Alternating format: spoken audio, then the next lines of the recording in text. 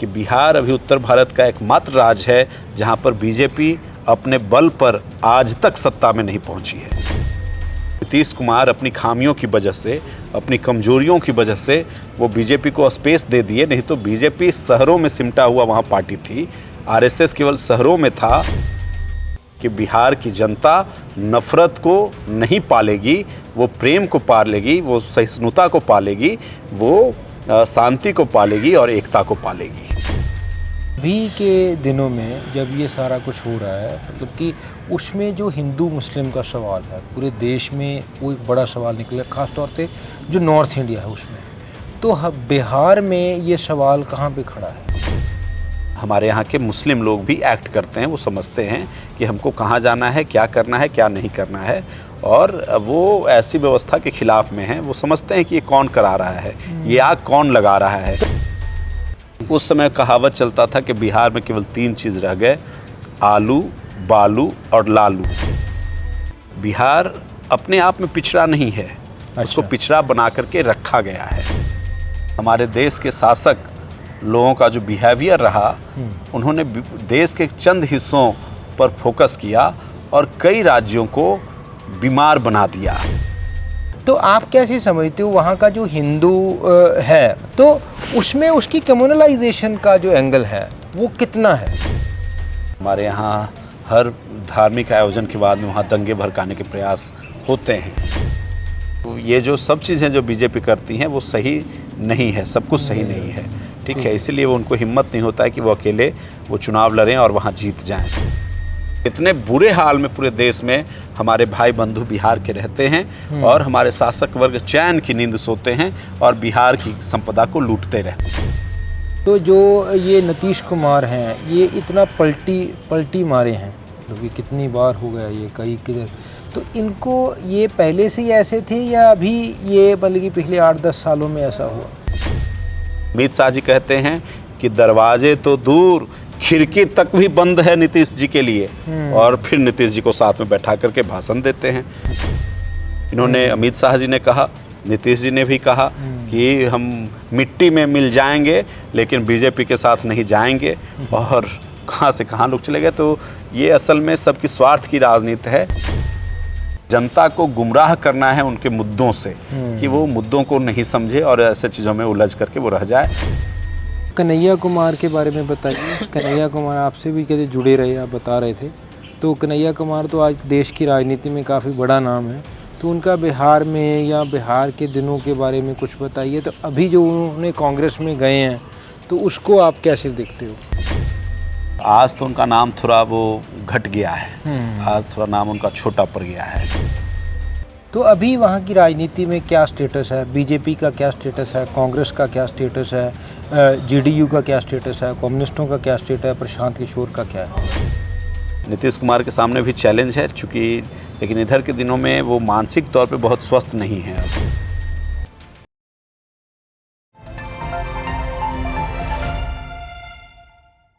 ਅੱਜ ਦੀ ਵਿਚਾਰ ਚਰਚਾ ਦੇ ਵਿੱਚ ਤੁਹਾਡਾ ਸਵਾਗਤ ਹੈ ਜੀ। ਮੈਂ ਗੁਰਸ਼ਮਸ਼ੀਰ ਸਿੰਘ।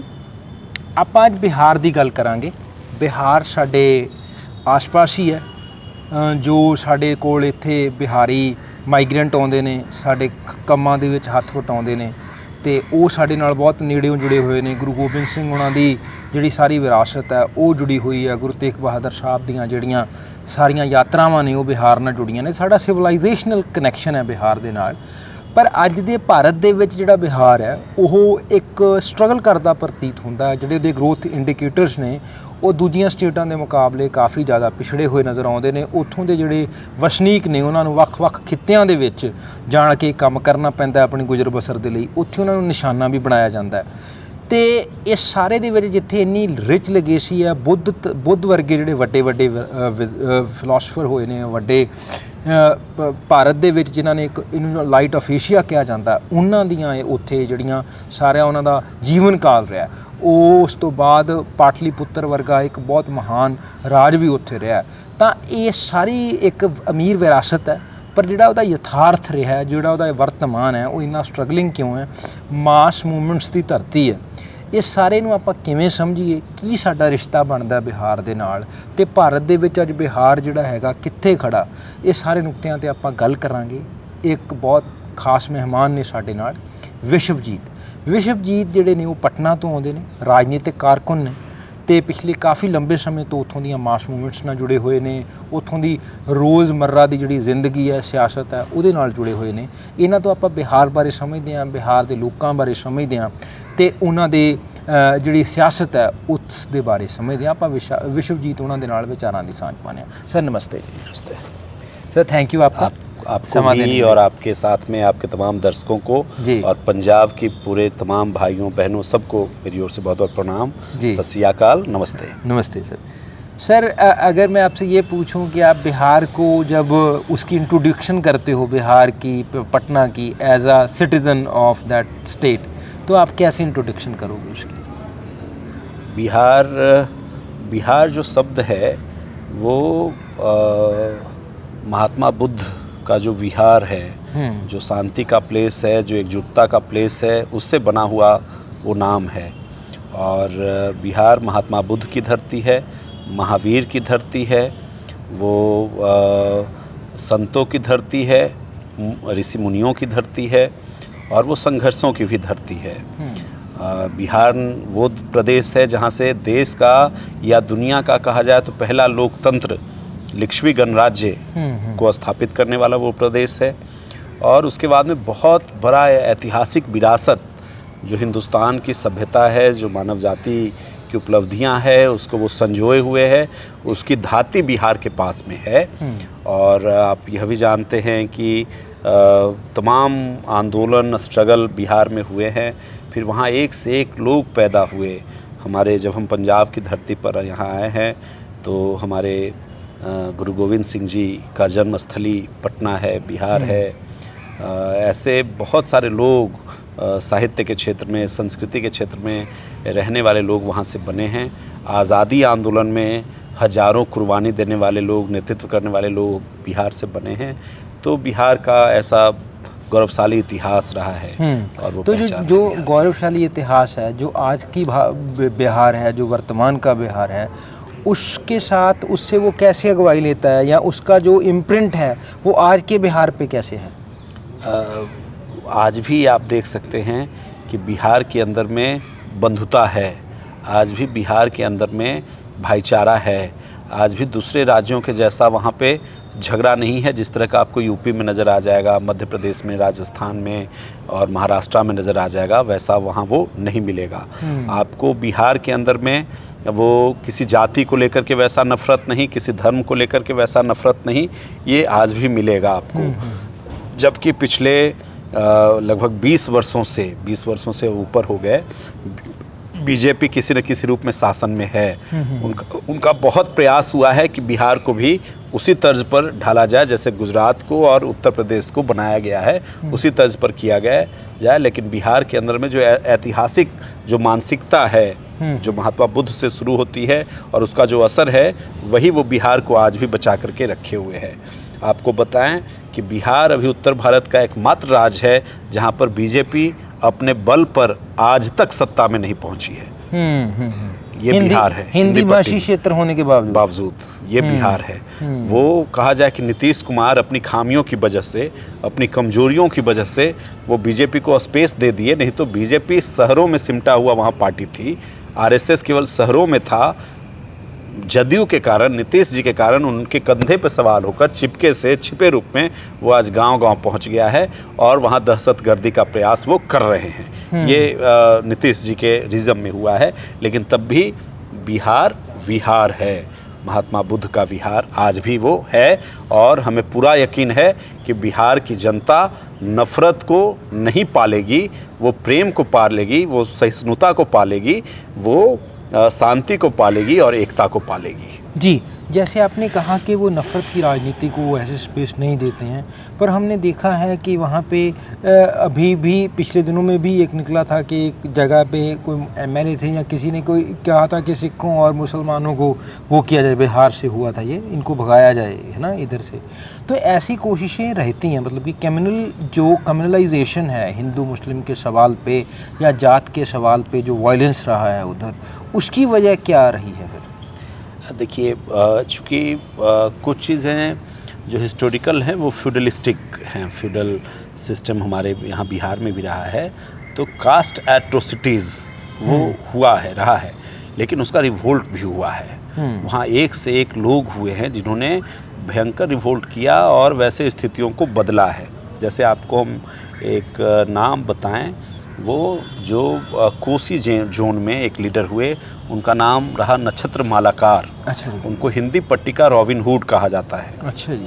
नक्षत्र मालाकार वो जो सांप्रदायिक जुल्म नहीं, वो ये जो फ्यूडल जो जमींदारी प्रथा का जो जुल्म था, जो नीची के जातियों को झेलना पड़ता था, या जो लोग जमींदार नहीं थे, गैर जमींदार किसान थे, मध्यम किसान थे, निम्न किसान थे, दलित थे, उनको जो झेला जाता था, उनके प्रणेता के तौर पर वो हुए और उन्होंने वहाँ एक रिवॉल्यूशन को लाया और जमींदारी प्रथा को वहाँ से मुक्त कराने का काम किया। ऐसे विभिन्न क्षेत्रों में बहुत सारे लीडर वो हुए जिन्होंने ज़मीन से जुड़कर ज़मीन के लोगों को उठाने का काम किया।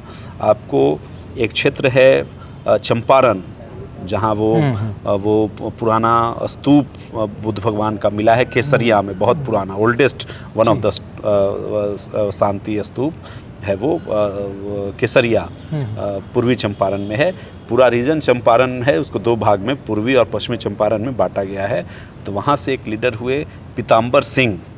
उन्होंने उनके काम से उन्होंने बड़े राजा वहाँ के जो होते थे, बेतिया महाराज, उनके खिलाफ में उनके बनिहार को खड़ा करके उनको हरावा देने का काम किया डेमोक्रेटिकली।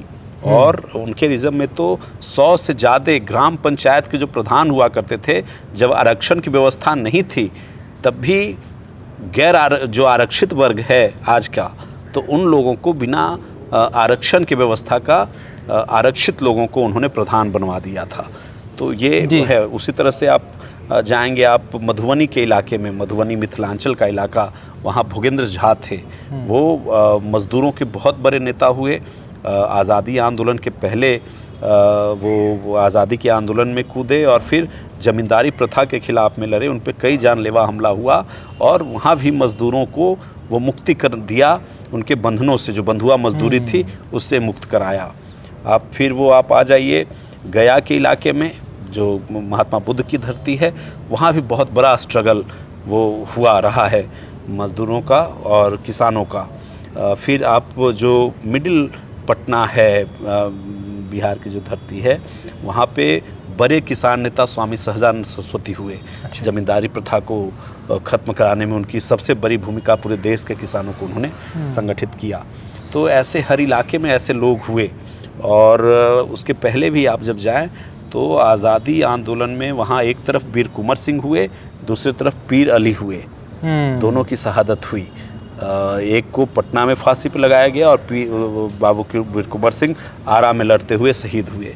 तो बिहार की जो विरासत है उसमें आपको वो कास्ट सिस्टम से भी लड़ाई है वहाँ पर, और उपलब्धियाँ हैं। केवल ऐसे नहीं है कि जैसे हमारे यहाँ आज अब ये हिम्मत नहीं है किसी को कि कोई दलित घोड़े पर सवार होकर के शादी करने जा रहा है, बारात जा रही है तो उसको घोड़े से उतार दिया जाएगा, ऐसा हिम्मत वहाँ के लोगों को नहीं है। जो आपको राजस्थान में, गुजरात में, महाराष्ट्र में मिल जाता है, ये बिहार में नहीं मिलेगा।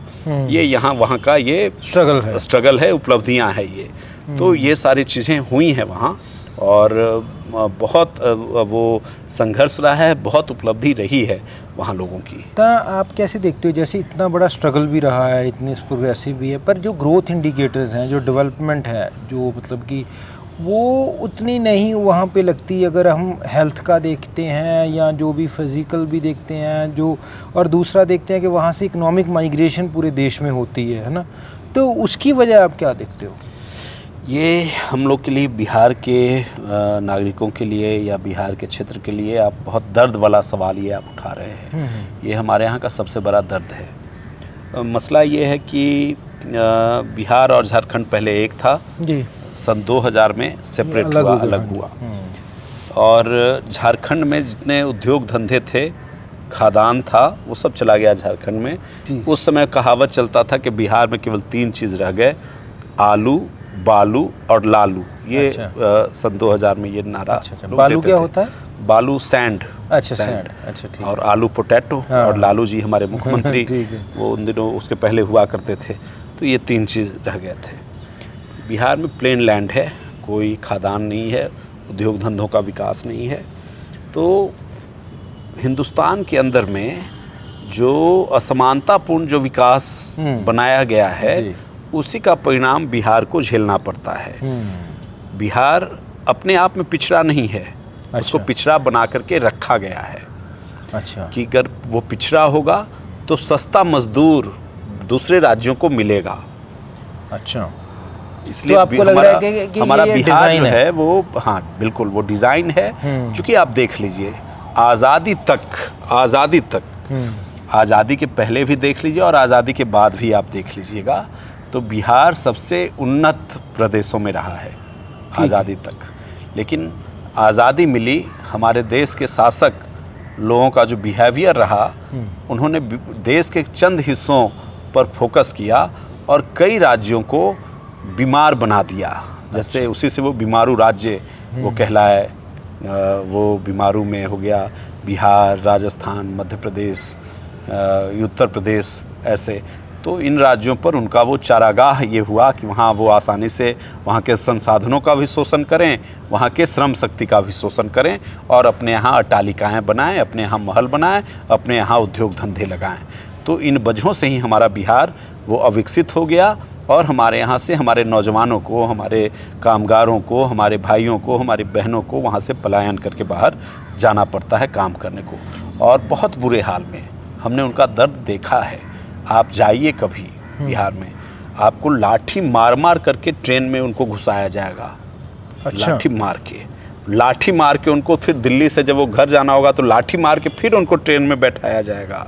और फिर जब वो कहीं जाते हैं तो कहीं उनको भैया कहा जाता है, कहीं कुछ कहा जाता है, और उनको न रहने का ठिकाना है, न खाने का ठिकाना है, न पानी पीने का ठिकाना है, न शौचालय का ठिकाना है। इतने बुरे हाल में पूरे देश में हमारे भाई बंधु बिहार के रहते हैं और हमारे शासक वर्ग चैन की नींद सोते हैं और बिहार की संपदा को लूटते रहते हैं। तो ये लाठी कौन मारता है उनको? ये असल में क्या होता है कि इतनी बड़ी संख्या रहती है, ट्रेन में घुसने के लिए लोगों को लाइन लगना पड़ता है, और लाइन में लगने के लिए मारा पीटी होती है, तो उसी में पुलिस उनको लाठियों से मार मार करके लाइन में लगवाता है और घुसवाता है। वो जनरल डब्बे में लोग बैठते हैं। तो लाइक ये जो बड़े रूप से माइग्रेशन हुई वहाँ से, वो कब स्टार्ट हुई है? देखिए, ये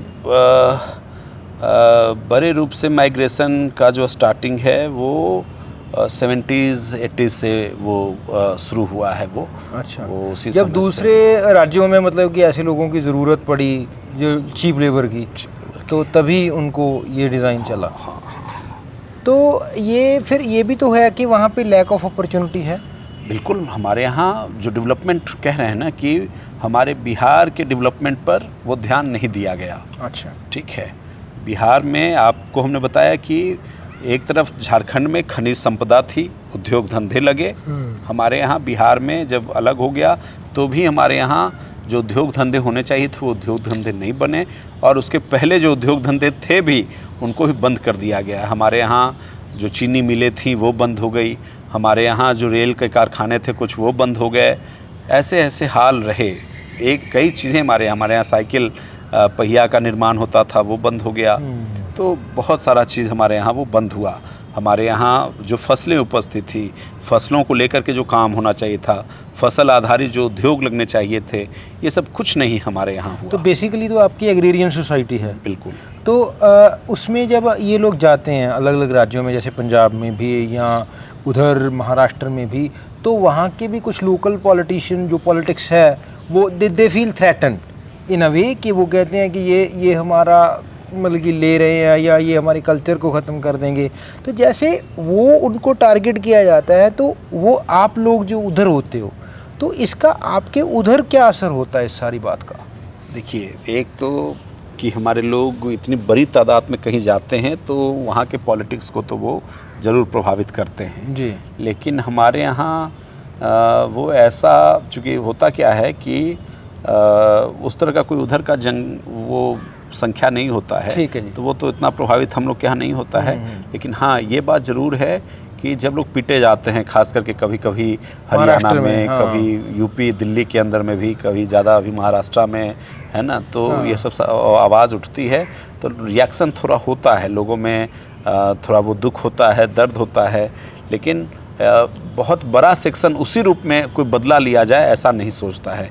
यह सोचता है कि यह गलत हो रहा है, यह देश के एकता अखंडता पर, देश के संवैधानिक जो नीतियां हैं उस पर वो हमले हो रहे हैं, उस पर चोट किया जा रहा है। तो जैसे कम्युनल पॉलिटिक्स है, मतलब कि कई राज्य हैं जैसे कश्मीर है या पंजाब है, तो इसमें ना मिनॉरिटी स्टेट्स हैं ये, मतलब कि जो वहाँ पे सिख हैं, वहाँ पे मुस्लिम हैं, अगर वहाँ पे माइग्रेंट जाता है, बिहार से जाता है, तो या उनको लगता है कि हमारा कल्चर भी इससे वो प्रभावित करेंगे, या जो मेजॉरिटेरियन स्टेट चल रहा है तो उससे वो मेजॉरिटेरियन स्टेट के सामने चला जाएगा। क्योंकि बहुत सारे लोग हैं कि बीजेपी का वोट पंजाब में वैसे तो नहीं है, जो बिहार से लोग आएंगे वो बीजेपी को वोट डाल देंगे, ऐसी धारणाएं बनती हैं। तो आप वहाँ पे रहते हो, तो आप कैसे समझते हो वहाँ का जो हिंदू है, मतलब कि चाहे वो दलित हो या दूसरा हो, हिंदू में भी कोई एक समाज तो है नहीं, तो उसमें उसकी कम्युनलाइजेशन का जो एंगल है वो कितना है? देखिए, कोशिश तो बहुत किया गया है, लगातार कोशिश किया जा रहा है, और वो कोशिश केवल बिहार में नहीं पूरे देश के अंदर में हुआ है। देश में कई राज्यों में बहुत स्थिति खराब हुई है। हमने पहले बताया कि जो हमारा हिस्टोरिकल, जो हमारा बैकग्राउंड है, जो एक मेंटलिटी है, वो अभी हमारे बिहार को बचाए हुए है, वो हमने पहले बताया। जो आज के समय में जो इलेक्ट्रॉनिक मीडिया है, जो तमाम जो हथकंडे हैं, उनकी मीटिंग है, उनकी सभाएं हैं, उनके नेता हैं, लगातार वो डिफरेंसेस को, जो मतभेद को, विभेद को बढ़ाने का काम करते हैं। तब भी लेकिन वो जो हमारी विरासत है, और उस विरासत में बाद के दिनों में किसान आंदोलन, छात्र आंदोलन, मजदूर आंदोलन, कम्युनिस्ट आंदोलन, ये तमाम आंदोलनों का बहुत बड़ा गढ़ रहा है बिहार। तो बहुत मेजर फोर्स रहा है कम्युनिस्ट आंदोलन का, और कम्युनिस्ट आंदोलन के होने का मतलब है कि साइंटिफिक टेम्पर लोगों में बना। तो इन वजहों से अभी तक वो बहुत असर नहीं वो कर पाए हैं। और बीजेपी वोट में है, लेकिन कई चीज़ों में, कि जैसे समाज की एकता में, वो भाईचारे में, है ना, नफ़रत के ख़िलाफ़ में लोग वहाँ हैं। लोगों में जनरल सामान्य मानसिकता है कि ये जो सब चीज़ें जो बीजेपी करती हैं वो सही नहीं है, सब कुछ सही नहीं है, ठीक है। इसलिए वो उनको हिम्मत नहीं होता है कि वो अकेले वो चुनाव लड़ें और वहाँ जीत जाएं, ये अभी भी उनको हिम्मत नहीं होता है। तो अभी वहाँ की राजनीति में क्या स्टेटस है? बीजेपी का क्या स्टेटस है? कांग्रेस का क्या स्टेटस है? जेडीयू का क्या स्टेटस है? कम्युनिस्टों का क्या स्टेटस है? प्रशांत किशोर का क्या है? देखिए, वो सरकार तो बीजेपी और जदयू की है।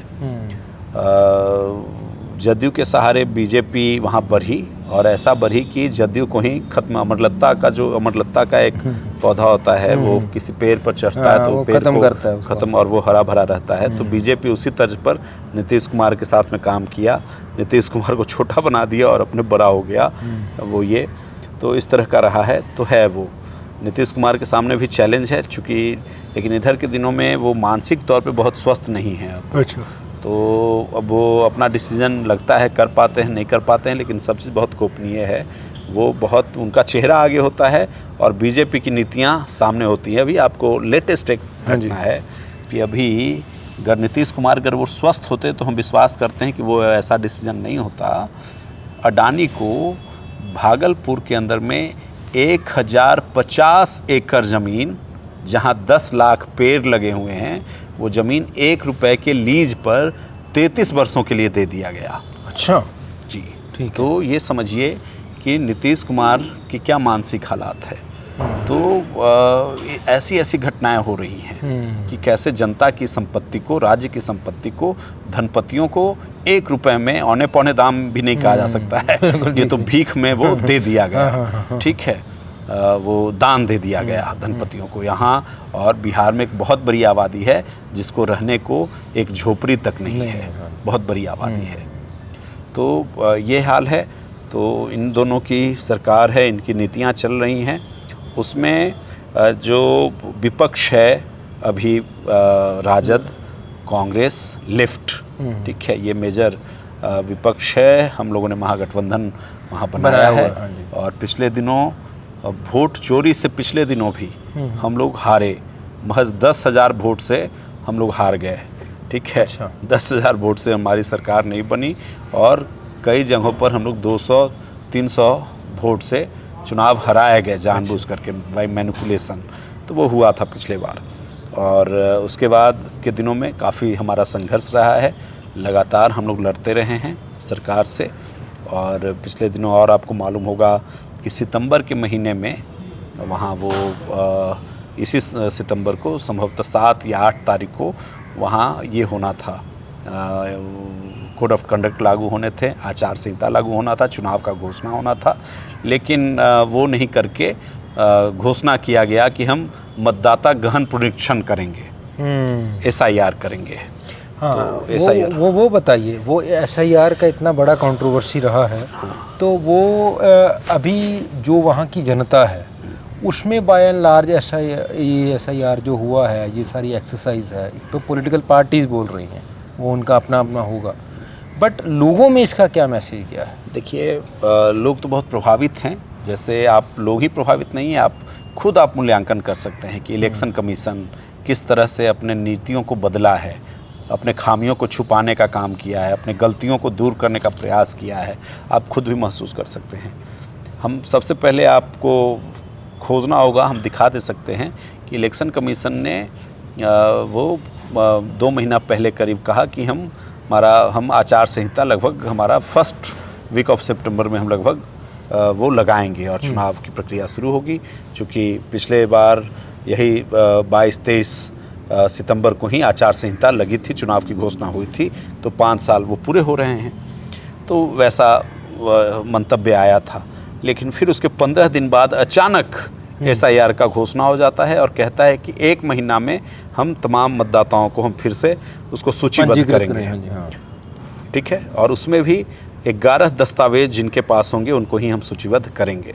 11 दस्तावेज में 1987 के पहले का डॉक्यूमेंट मांगा जा रहा है आपके पास। वो ये नहीं कि इलेक्शन ID नहीं, आधार कार्ड नहीं, आपके पास में 1987 के पहले का आपका मैट्रिक का सर्टिफिकेट होगा तो उसको मानेगा, उसके पहले का आपके पास ज़मीन का कागज़ होगा, खतियान होगा, तब वो मानेंगे। तो आप बताइए कि 1987 के पहले कितने लोग हमारे यहाँ बिहार में जो गरीब कहा जाए कि 52% लोग गरीबी रेखा से नीचे हैं, तो उनके पास में मैट्रिक का सर्टिफिकेट कहाँ से आएगा? 1987 से पहले कितने लोगों के पास में खतियान होगा? ठीक है, तो इस तरह का एक बड़ा हमला न केवल मुसलमानों के ऊपर में, वो कह रहे हैं घुसपैठिया, लेकिन वो बड़ा हमला है गरीबों पर, दलितों पर, वंचितों पर, वो बड़ा हमला है। तो ये उनको बाहर निकालना चाहते हैं इससे? वो वोट के अधिकार से बाहर करना चाहते हैं कि जो मताधिकार हो वो सब लोगों को नहीं हो, वो चंद लोगों को हो। वो उनका वही इरादा है। वो कह रहे हैं कि पूरे देश में वो उसको लाएंगे, तो हो सकता है पूरे देश में भी लाएं। पंजाब में आ गया वो पूरे देश में लाएं, और हर जगह वही होगा कि कैसे बड़े लोगों को वो केवल वोट का राइट दें, गरीब गुरबों को, कमज़ोरों को वो वोट का राइट नहीं दें। तो जैसे ये इतना बड़ा कंटेस्ट भी हुआ होता है, मतलब कि वो जो करना चाह रहे थे वो ठीक है, उनका डिज़ाइन होगा, उनकी पॉलिटिक्स है, जैसे ने कहा कि वंचित करना चाहते हैं, बट उसका रिएक्शन भी हुआ बिहार में, बहुत रिएक्शन हुआ। और आपको आप देखेंगे कि इन एवरी वीक उनको हर सप्ताह अपने नीति में उनको बदलाव लाना पड़ा, नियम में बदलाव लाना पड़ा, और वो चीज़ों को किए हैं। जब अभी हम लोग वोट अधिकार यात्रा हम लोगों ने निकाला, वो फिर उसके बाद में वोट चोरी के ख़िलाफ़ में हम लोगों ने अभियान चलाया, तो उसके बाद में फिर उन्होंने अभी फिर वो 65 लाख नाम काटे गए थे, अभी वो कह रहे हैं कि हम 15 लाख नाम को और जोड़े हैं हम। ठीक है, तो अब क्या से क्या करते हैं, अभी फिर सुप्रीम कोर्ट का कोई एक जजमेंट अभी आना बाकी है, और फिर वो 30 तारीख को, 30 सितंबर को वो सारा अपना वो प्रकाशन करेंगे, अंतिम प्रकाशन। तो यह है। लेकिन ये अपने आप में आप सोचिए कि पहले जब वो मतदाता सूची बनता था, सामान्य सूची जब बनता था, तो उसमें साल भर का लगभग समय हर चुनाव के पहले चुनाव आयोग लेता था। और गहन पुनरीक्षण जो 2003 में हुआ था, उसमें तो 2 साल का समय लगता था। घर घर लोग जाते थे, घर घर सूची तैयार करते थे, तमाम कौन मृत हैं, कौन रहते हैं, नहीं रहते हैं, कहाँ रहते हैं, इन तमाम चीज़ों को सूचीबद्ध किया जाता था।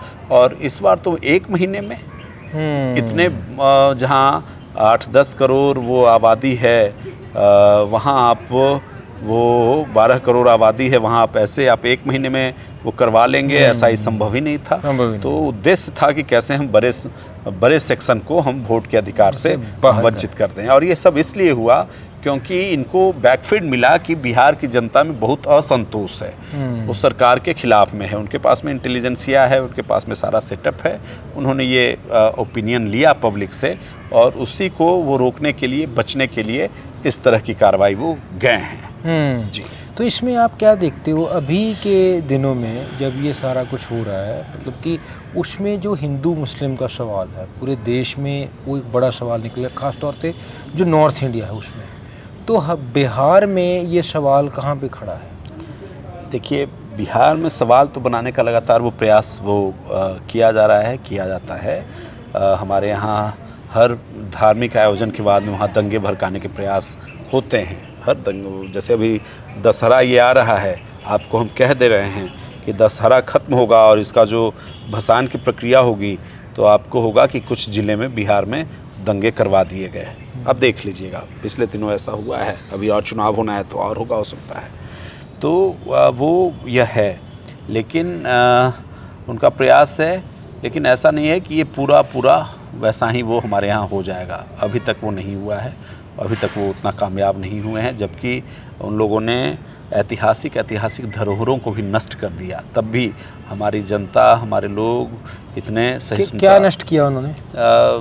वो हमारा बिहार शरीफ के अंदर में 600 पुराना वो एक मुस्लिमों का मदरसा था, हिस्टोरिकल मदरसा, जहाँ बहुत सारी किताबें थी, उसको उन्होंने जला दिया। ठीक है, तो ऐसा वो चीज़ वो कर रहे हैं। तब भी लेकिन हमारे यहाँ वो फैल नहीं पाया, आगे बढ़ नहीं पाया वो। तो मुस्लिम का क्या स्टेटस है वहाँ पे?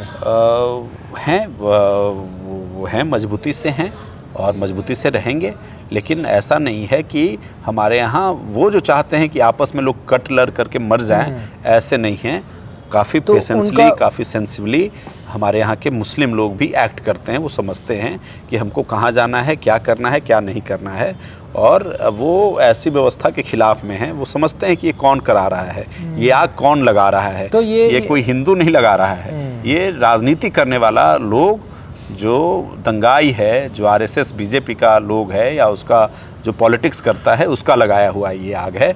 वो हमारे यहाँ के मुसलमान भाई समझते हैं। तो यहाँ पे जो लालू प्रसाद यादव का एक एंगल रहा है, मतलब कि उनका जो एक एक्सपेरिमेंट है बिहार में, वो अपनी किस्म का एक एक्सपेरिमेंट है पॉलिटिक्स में। तो उनका ये भी है कि वो सेकुलर, उनको जेल भी जाना पड़ा, पर वो जो एक सेकुलरिज्म का एक बात है कि उस पर वो खड़े रहे। उनके समर्थक ये कहते हैं कि उन्होंने कॉम्प्रोमाइज़ नहीं किया। जो जैसे वो रथ यात्रा के बारे में भी बोला जाता है, अभी भी वो बोलते रहते हैं, उनको बोला जाता है कि उनको ये इसकी कॉस्ट भी देनी पड़ी है। तो आप वहाँ पे रहे हो, वो करप्शन में भी फंसे हैं, तो वहाँ उनके बारे में लोकल व्यू क्या है? देखिए, लालू जी से थोड़ा पहले भी जाना चाहिए। हमने हिस्टोरिकली बिहार का एक इतिहास थोड़ा संक्षिप्त में हमने रखा, बिहार की मानसिकता का, बिहार के इतिहास का। तो बिहार ऐतिहासिक ज्ञान की धरती रही है। हमने कहा कि वो संघर्ष की धरती रही है, वो उपलब्धियों की धरती रही है। तो आज़ादी आंदोलन में बड़ा भूमिका रहा, और जो समाज के अंदर में बुराइयां थीं, सामंती प्रथा, दास प्रथा, है ना, फ्यूडलिज्म, ऐसे इन तमाम चीज़ों के खिलाफ बिहार में संघर्ष रहा है। उसमें आप देखिएगा कि आज़ादी के आंदोलन में 1920 से भारत छोड़ो आंदोलन से लेकर के फिर आपको वो भगत सिंह का जुड़ाव, ये सब भी बिहार से रहा है।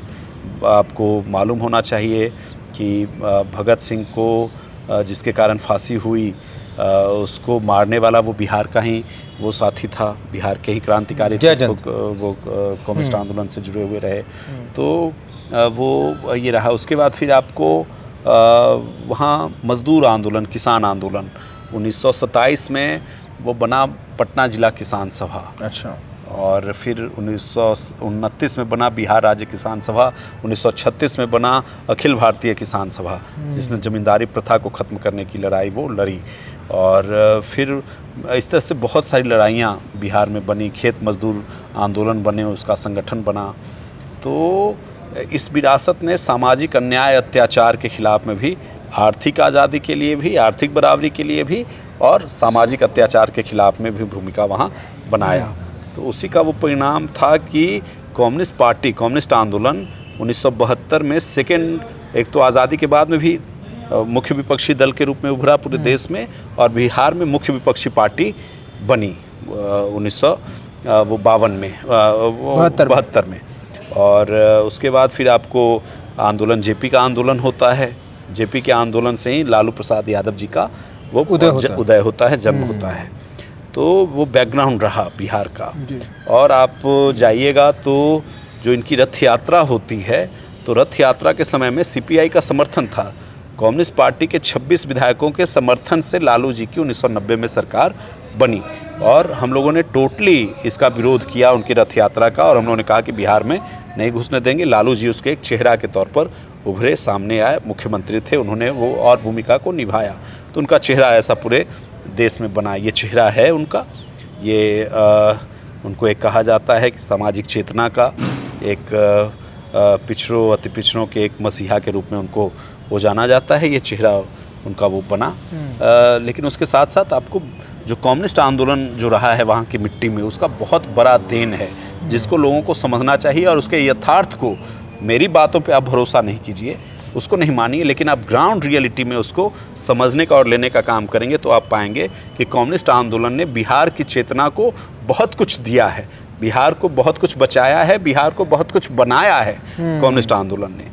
तो हर क्षेत्र में आप जाएंगे तो हर जिले में आपको हर जगह दर्जनों शहीद आपको मिलेंगे। तो कन्हैया कुमार का भी आपने बहुत जिक्र कर दिया। ये वो इसको और हम थोड़ा कंप्लीट कर दें तो ये लालू जी का वो रहा है, और उनके प्रति लोगों में एक आस्था है, विश्वास है, और इसीलिए अभी उनके लड़के जो तेजस्वी यादव हैं वो एक चेहरे के रूप में वो उभरे हैं। उनका भी काफ़ी इधर का संघर्ष रहा है, लगातार जुड़ के रहे हैं। पिछले दिनों हम लोग की महागठबंधन की सरकार बनी, तो सरकार में महज 17 महीनों में हम लोगों ने 4 लाख रोज़गार युवाओं को देने का काम किया। महज 17 महीने में, और बहुत सारे डेवलपमेंट के काम हुए। तो उसने एक नया विश्वास और उम्मीद बनाया है बिहार की जनता में। और अभी जो वोट अधिकार यात्रा हम सब ने निकाला है, जिसमें कांग्रेस पार्टी भी बहुत मजबूती से सामने आई है, उभरी है। और अभी आपको मालूम होगा कि सदाकत आश्रम जो आज़ादी आंदोलन के एक केंद्र के रूप में जाना जाता था, महात्मा गांधी के आश्रम के रूप में जाना जाता था, वहाँ बीजेपी के गुंडों ने उसी रैली के दरमियान वहाँ हमला किया, बीजेपी के लोगों ने, उसके विधायकों ने। और आज से वहाँ कांग्रेस का वहाँ पहली बार उनकी राष्ट्रीय कार्यकारिणी की मीटिंग, वर्किंग कमेटी की मीटिंग उस सदाकत आश्रम में कांग्रेस ने रखा है।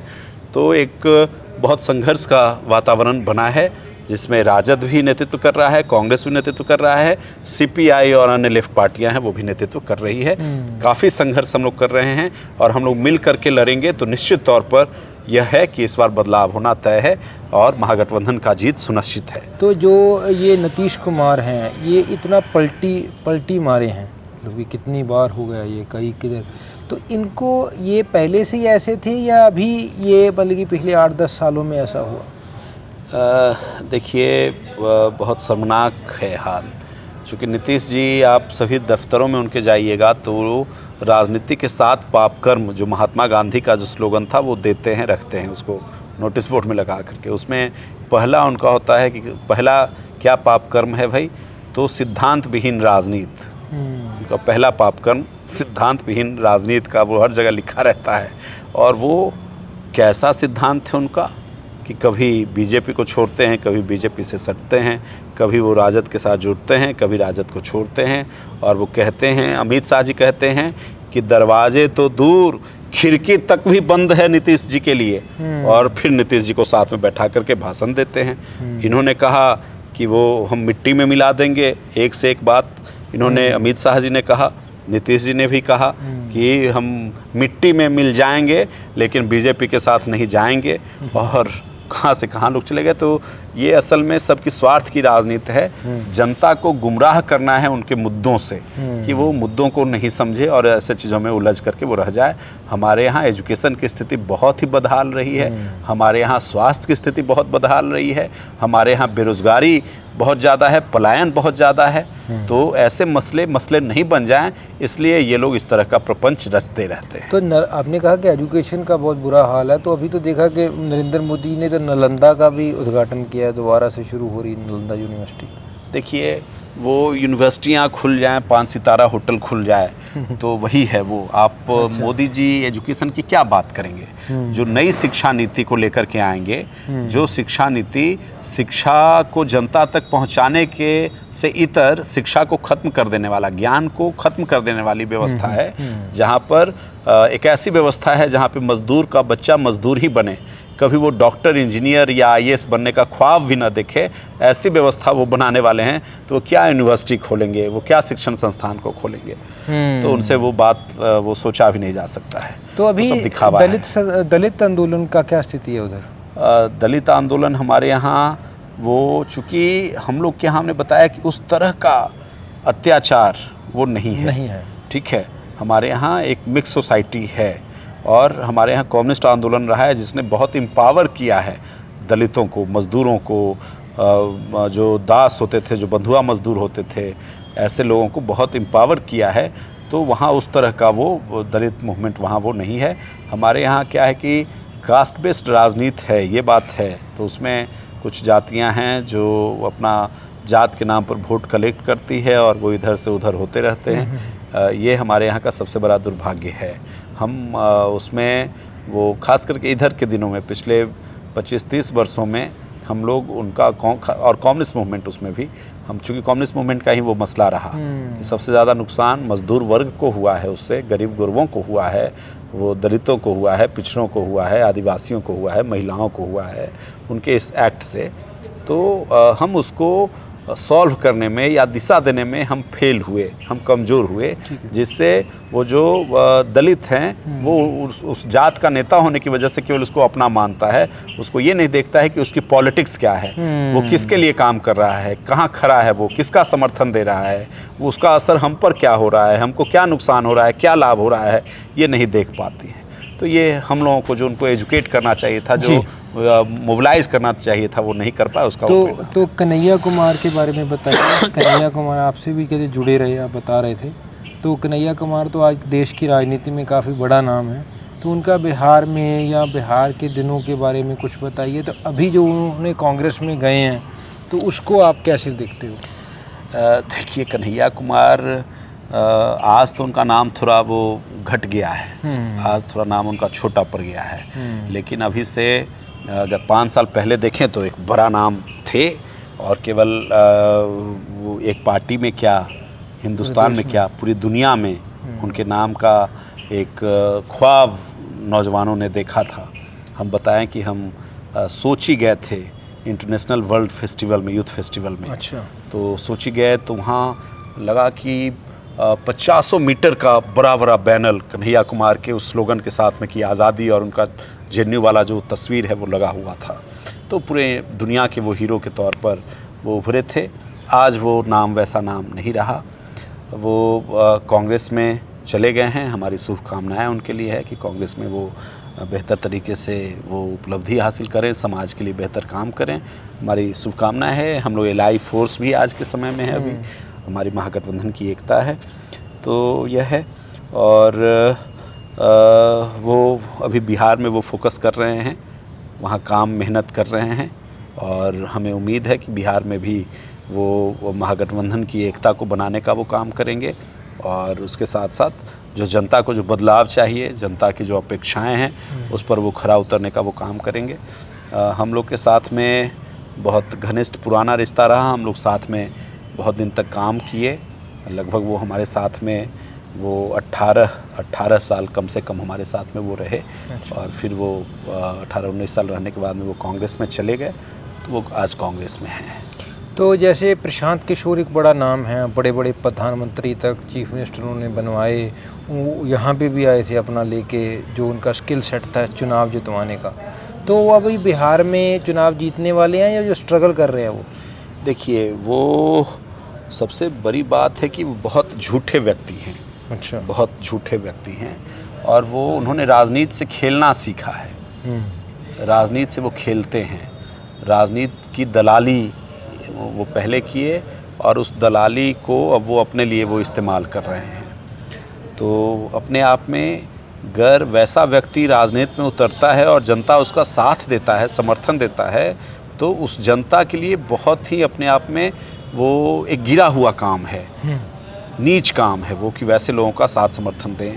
क्योंकि जो व्यक्ति राजनीति का दलाली किया हो, जनता को गुमराह करने का काम किया हो और जनता को गुमराह करके किसी को जितवाना, किसी को हरवाना, ऐसा काम किया हो, उनकी चेतना को जो भ्रमित करने का काम लगातार करते रहा हो, आज वो कह रहा है कि हम महात्मा गांधी के सिद्धांत पर हम राजनीति करेंगे, तो इससे बड़ा मजाक क्या हो सकता है। सत्य, अहिंसा, सच्चाई कहाँ है, कहाँ उनके इतिहास में रहा। जब इतिहास में नहीं रहा है, आज वो राजनीति का झंडा लेकर के चल रहे हैं, तो क्या गारंटी है कि वो फिर सत्य पर वो खड़े होंगे, महात्मा गांधी के सिद्धांतों पर खड़े होंगे, बाबा साहब भीमराव अम्बेडकर के सिद्धांतों पर खड़े होंगे, उसके लिए न्याय के लिए खड़े होंगे। तो हम समझते हैं कि वो बीजेपी का बी टीम बनकर के काम कर रहे हैं, जो महागठबंधन के वोट को कैसे काटें और बीजेपी को कैसे जितवाएं कि सांप्रदायिक राजनीति बिहार में भी कामयाब हो, सांप्रदायिकता का गर्व बिहार भी बने, वो इसके लिए वो काम कर रहे हैं। लास्ट सवाल मेरा आपसे, बहुत सारे सवाल उठ रहे हैं बिहार को लेके। बिहार में ये SIR का भी रहा, इलेक्शन भी है और माइग्रेंट का इशू भी पूरे देश में चल रहा है। तो आप क्या समझते हो, भारत जैसे बंगाल में है कि what the Bengal do today India do tomorrow, है ना, तो अभी भारत का जो भविष्य है उसने एक रिपब्लिक की तरह आगे सर्वाइव कैसे करना है या नहीं करना है, जो भी सिचुएशन चल रही है, उसमें बिहार का पोजीशन क्या देखते हो? मतलब कि वो देश को बिहार क्या कह रहा है? देखिए, बिहार हमेशा देश की राजनीति को प्रभावित किया है। आपने ठीक ही कहा कि चाहे वो 1955 हुआ, आज़ादी के आंदोलन में भी, आज़ादी के बाद भी 1955 में भी नेहरू की सरकार को झकझोर दिया था बिहार, 1974 में इंदिरा गांधी को झकझोर दिया बिहार, वहीं से आंदोलन शुरू हुआ, और इंडिया गठबंधन का भी वो गठन बिहार में ही हुआ, और इसने असर किया पूरे देश के अंदर में। अभी भी बिहार पूरे देश को रोशनी वो देगा कि हमें सांप्रदायिकता नहीं चाहिए, हमें फुटवादी फिरका परस्त राजनीति नहीं चाहिए, हमें ऐसी राजनीति चाहिए जहां जनता की बात होगी, जनता की काम होगी। वो बिहार वो रोशनी अभी आने वाले चुनाव में आपको दिखाएगा और देगा, जो पूरे देश के लिए वो रास्ता दिखाने का काम करेगा और पूरा देश भी बदलेगा। ये हमें पूरा विश्वास है और यह बिहार की हमारी धरती पूरे देश को बताने का काम करेगी। Thank you. सो ये ਸੀਗੇ ਵਿਸ਼ਵਜੀਤ ਜੀ, ਜਿਨ੍ਹਾਂ ਦੇ ਨਾਲ ਅਸੀਂ ਗੱਲਬਾਤ ਕੀਤੀ ਹੈ ਬਿਹਾਰ ਦੇ ਬਾਰੇ, ਬਿਹਾਰ ਦੀ ਸੁਸਾਇਟੀ ਬਾਰੇ, ਉੱਥੋਂ ਦੇ ਸੱਭਿਅਤਾ ਬਾਰੇ, ਉੱਥੋਂ ਦੀ ਰਾਜਨੀਤੀ ਬਾਰੇ, ਤੇ ਉੱਥੇ ਦੀ ਜੋ ਹੁਣ ਦੀ ਸਥਿਤੀ ਕੀ ਬਣ ਰਹੀ ਹੈ ਤੇ ਭਵਿੱਖ ਦੇ ਵਿੱਚ ਬਿਹਾਰ ਨੇ ਕੀ ਕਰਨਾ। ਇਹ ਸਾਰੇ ਨੁਕਤਿਆਂ ਤੇ ਅਸੀਂ ਇਹਨਾਂ ਨਾਲ ਵਿਚਾਰਾਂ ਦੀ ਸਾਂਝ ਪਾਈ ਹੈ। ਬਹੁਤ ਡੂੰਘੀਆਂ ਗੱਲਾਂ ਹੋਈਆਂ ਨੇ।